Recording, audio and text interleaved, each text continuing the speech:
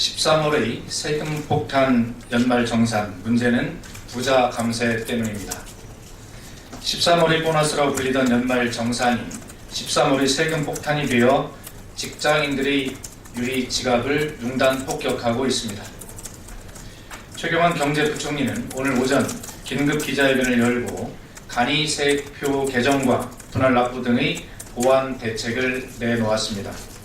그러나 납세자인 국민의 입장에서 보면 세금 부담은 그대로여서 국민을 우롱하는 감언이설, 그 이상 이하도 아닙니다. 13월 세금 폭탄이 원인인 2013년 세법 개정 당시 거의 모든 근로소득자들의 세금 부담 증가를 우려해 우리 당 조세소위 위원들이 끝까지 저지하려 했지만 정부 여당이 강행 처리한 바 있습니다. 그래놓고 지금 와서 보완 대책을 이야기하니 뒷북도 이런 뒷북이 없습니다. 연말 정산 논란의 원인은 다름 아닌 부자 감세로 인한 세수 부족입니다. 부족한 세수를 서민에게 떠넘기면서 서민 증세로 이어진 것입니다.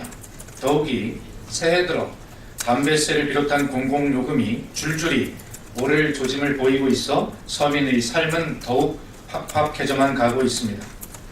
박근혜 정부는 계속해서 조삼모사 대책만 쏟아낼 것이 아니라 부자 감세를 즉각 철회하고 가계소득 증대를 위한 근본적 대책을 마련해야 할 것입니다.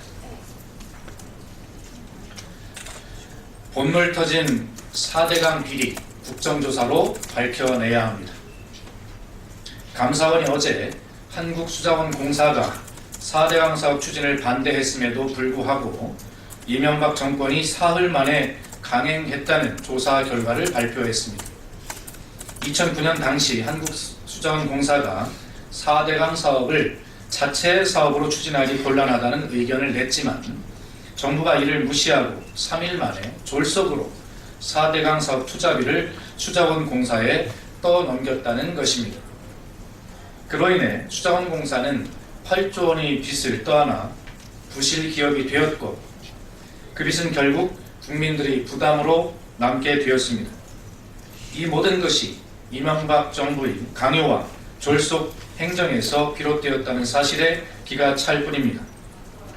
또한 최근에 구미고에서 촬영되어 공개된 수중 영상을 보면 보를 지탱하기 위해 강바닥을 다진 콘크리트의 균열이 생겼고 보 상류에서 하류로 물이 새는 이른바 파이핑 현상일 가능성까지 제기되고 있습니다. 더 큰 피해를 막기 위해 철저한 조사가 이루어져야 합니다. 국토교통부는 19일 또 4대강 공사로 인해 어업 생산량이 크게 줄어들므로써 피해를 입은 낙동강 어민들 1,900여 명에게 77억 원을 보상하기로 결정했다고 합니다.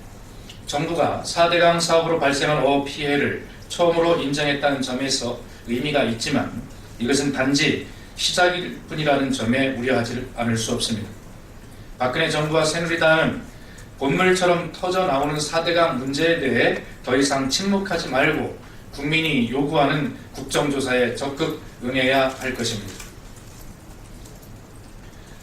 자원 외교 비리의 한가운데에 있는 최경환 부총리는 반드시 증인으로 채택되어야 합니다. 끝없는 부실이 드러나는 MB정부 자원 외교 비리 속에 최경환 경제부총리 이름이 빈번하게 출연하고 있습니다. 언론 보도에 따르면 최경환 당시 지식경제부 장관은 2010년 9월 24일 수출입은행장 앞으로 공문을 보내 자원개발 펀드에 적극 참여할 것을 강권했다고 합니다. 그해 4월 수출입은행이 자원개발 펀드에 투자할 수 있도록 수원법 시행령을 뜯어 고친 바 있는 정부의 강권에 수출입은행은 돈을 대지 않을 도리가 없었을 것입니다. 지경부의 강권은 수출입은행에 그치지 않고 산업은행, 정책금융공사, 한전 등 수많은 공공기관에 보내졌고 지경부의 압력에 출연된 돈들은 다른 나라에서 흩뿌려졌습니다. 더욱이 최경환 당시 지경부 장관은 부실덩어리 하베스트 인수 과정에도 수차례 보고를 받은 정황이 드러나고 있습니다. 자신은 책임이 없다는 말만 되풀이하던 최경환 장관이 자원 외교 비리의 한가운데 서 있는 것입니다. 최경환 장관이 자신의 책무를 해태하고 정권의 뜻을 마냥 쫓기만 한 것인지 아니면 자원 외교 비리를 앞장서 주도했는지는 아직 알 수는 없습니다. 자원 외교 부실이 속속 드러나고 있는데도 자신이 무관만을 역설하는 최경환 경제부총리 행태는 후안무치하다 하는 말이 딱 어울립니다. 자원 외교 비리 진실이 국정조사를 통해 모두 밝혀지기 위해서는 최경환 경제부총리에 대한 증인 채택이 필수 불가결 하다라고 하는 점은 분명합니다. 새누리당이 혹여라도 정권 실세라고 최 부총리를 감싸려 한다면 박근혜 정부마저 자원 외교 비리로부터 자유로울 수 없게 될 것입니다. 국민은 이명박 정부 자원 외교 비리가 그저 사기를 당한 것인지 아니면 뒷돈이 오고 간 것인지 내막이 밝혀지기를 기대하고 있다는 점을 다시 한번 분명하게 밝혀둡니다.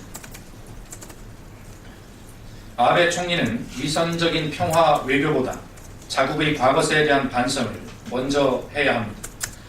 아베 신조 일본 총리가 어제 이스라엘 홀로코스트 기념관 추모 행사에 참석했습니다.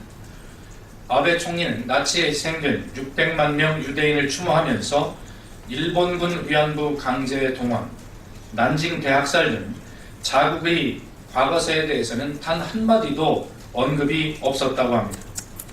이중적이고 위선적인 행태가 아닐 수 없습니다. 아베 총리는 틈만 나면 국제사회를 상대로 반성하고 있다 하면서도 당장 일본군 위안부 피해자 문제는 철저히 외면하고 있습니다.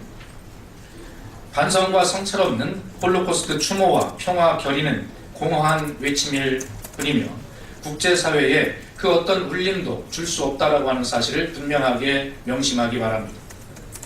한일 관계가 설린과 우호의 관계로 발전하기 위해서는 과거에 대한 진정성 있는 반성과 군국주의 회귀 움직임 철회가 선결 조건입니다.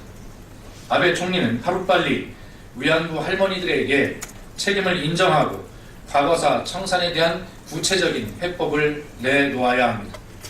그것이 한일 국교 정상화 50주년을 맞는 올해 경색된 한일 관계의 새로운 전기를 마련하는 지름길이라는 점을 분명하게 강조합니다.